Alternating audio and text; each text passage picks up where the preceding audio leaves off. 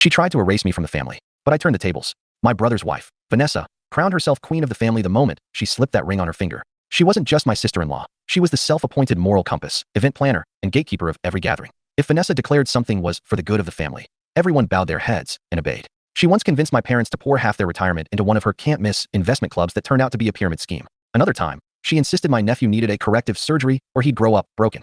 Every time she opened her mouth, it was chaos, but no one dared to challenge her.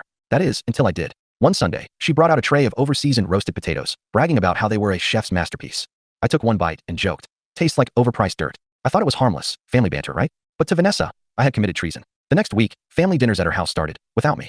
My mom called afterward, gently saying, "Vanessa feels you need space to reflect on your negativity." Negativity. That word became her favorite weapon. Never mind that she once called me a four-eyed corporate monkey. That was apparently fine. Then came the bigger cuts. My nephew's birthday party. Lost invitation. My cousin's wedding. Vanessa whispered poison to the bride, even whipping out a PowerPoint presentation of my so-called toxic history.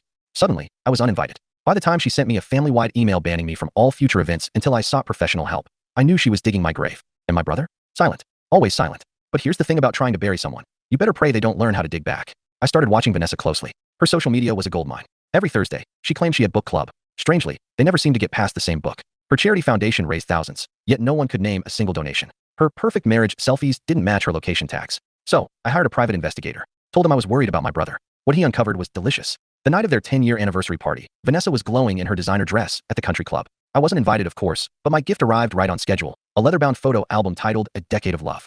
Vanessa opened it in front of the entire family. Instead of sweet family photos, page after page revealed timestamped pictures of her sneaking into hotels with her charity partner, receipts of gifts bought with foundation money, and screenshots of their late-night texts. The silence in the room was deafening. She tried to slam the album shut, but my aunt snatched it, flipping through while the color drained from my brother's face. The piece de resistance? An audio recording of Vanessa laughing with her lover, mocking my brother for being clueless, and calling my mother a senile old bat. Wine flew across the table, my mother's hand shaking as she drenched Vanessa in red. My brother stood, said nothing, and walked out.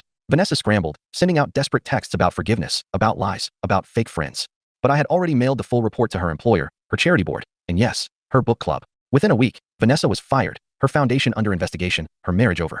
Divorce papers landed on her doorstep faster than her eviction notice. At Christmas dinner, I finally sat at the family table again. Vanessa's chair was empty, a ghost of her fallen empire. My aunt raised her glass, to family, and to spotting toxic when we see it. The sweet potatoes that night? Perfect. What would you have done in my place? Follow for more.